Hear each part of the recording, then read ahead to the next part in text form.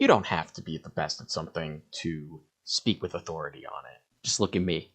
You can have a lot of practical knowledge for a skill and not necessarily be the best at implementing it. And I feel like that is a criticism that is thrown at Wade over here quite a lot.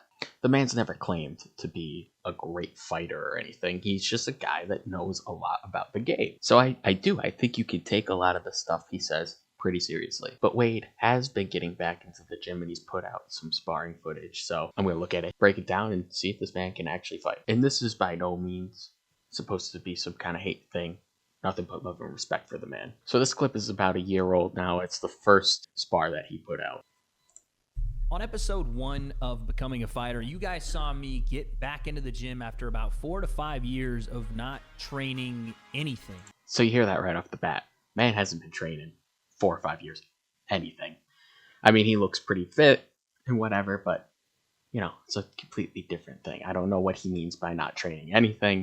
It doesn't look like he was sitting on the couch for 4 years, but he hasn't been doing combat sports at the very least. This guy here, because in the first 30 seconds, I'm throwing out more feints and jiving out my shoulders and flailing about like one of those tube balloons at a used car sale lot. But he's not taking advantage of things that I know he knows are there. My whole goal was to try to show some athleticism, not get hit with a big shot, and land something of some significance.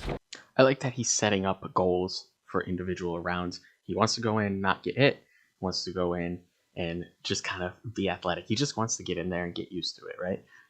It's a good thing to set a goal like that going in. In the first 30 seconds, I'm throwing out right there, pretty immediately. The slip, way too much from the body, right? Being a really Look at this. Nice guy here, because all the way over off balance. If he did, I'm throwing out more feints and jiving out my shoulders. If Vidal did want to take advantage of that, he certainly could have. I mean, you can really tell. Vidal is not taking it. I don't want to say he's not taking it seriously. That's not correct. He's working with him. I think it's actually a good pace. But he could probably kill him. Let's just put it out there. Wade's honestly got a couple inches on him. He could probably stick that jab out a little bit more, try to keep him at bay instead of running in on him.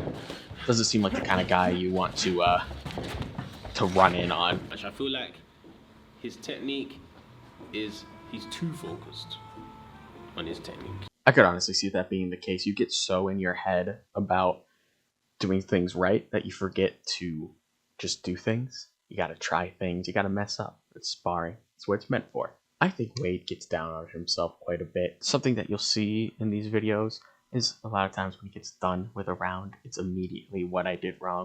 It's good to know what you did wrong, but what did you do right? What can you carry over to the next time? It can't always be, oh, I did this wrong, I did that wrong. Give yourself a pat on the back. It's okay. It's okay. A little pat on the back. That's all you need. I'm okay. I just didn't want to show Vidal how tired I was already. I don't know if that was pride or the fact that I wanted to impress him, but I was trying to keep a good poker face, but he was doing a better job of keeping me at bay. Don't be prideful. Don't be prideful. You gotta have a little bit of pride, but pride will get you laid out. You have to be humble in something like this. Your cardio's no good. It happens. You gotta start running. You gotta start doing what you gotta do. You gotta start sparring more. Without me being able to throw in the in-between. If you watch this footage, the biggest thing I'm taking away from it is Wade is playing his game. He's not setting the pace. He's not pushing the pace. He needs to get on it. He needs to get on his bike and ride, my friend. Man, there's not much here, and I have to be honest with you guys. This was a round that I just wanted to make sure I got through. Not the best mentality, just getting through. Not great.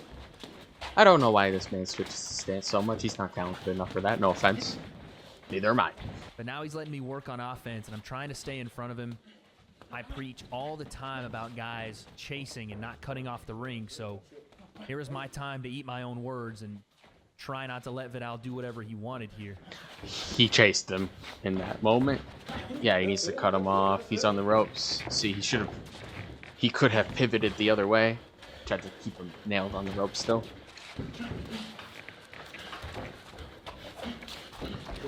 He's got to let his hands go more. That That's it. Keep me on the run. Keep me on the run. Cut that ring. Cut that ring. Cut that ring. Cut that ring. There you go. There you go. Keep working. Keep working.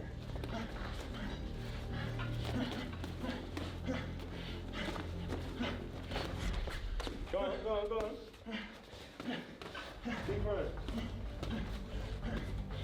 he's obviously working with him, Vidal, but yeah, Wade needs to let his hands go. He needs to get his hands back to his face after the fact too. If Vidal decides to return fire, he's getting hit. He's getting hit. What's making me tired is punching. And he's doing it on purpose. 40 seconds. Because he knows now it's his turn. Nice. You have to punch to win a boxing match. That just is what it is. So I'm promised a higher intensity round. So let's see here. Let's look at this. Let's look at this. Let's go bit back. more than he had, but he took care of me, and I appreciate that. But that moment that I just had, and Unless your name is Floyd Money Mayweather, you should not be pulling back your head like this. and being the athlete that I was, It just doesn't set you up. It doesn't set you up to return fire after the fact. Pulling back like this, off balance, if he just brings his hands back forward, if the other guy starts just jabbing forward a little bit harder, 1, 2, 3 instead of just 1, London Bridge is falling down, my friends. It's something you can do. You can do it. But you gotta be good at it. And this man needs to work on the basics more than anything. Yeah, the intensity is up a little. Look at that. This slip is far too much. Boxing is small movements. Not big. Look at that. Not big like that. The point of head movement should not be just to get your head out of the way. Head movement, good head movement should set up your next punch or your next movement of the head. It should set you up to do better. It should put you in a better position than your opponent. Boxing is like chess in that way. You have to think 3 moves down the line. It's not just punching. I think people sometimes lose that. And you can lose it in the heat of a fight like this. It happens to me all the time. It's just, it's something when you're watching tape back like this, you got to point out. Look at this, too. This last round is the most interesting one, to be honest. Look at him snap his head back. It's like it doesn't naturally do that. He kind of turns into a punch like that. You're going to get called. You're going to get an 8 count on something like that. He definitely is turning it up a little bit more, even if it's not in the punches. He's moving quicker. He's trying. He is quite flat-footed as well. Key takeaways. Moves his head a little too much. By that, I don't mean that he has too much head movement. That would be silly. I'm saying he is physically moving his head too far. He's going, when he should be going, He should be barely missing on head movement. He needs to increase the volume of his punches. He needs to be working at a higher volume. Some of that is cardio. It's hard.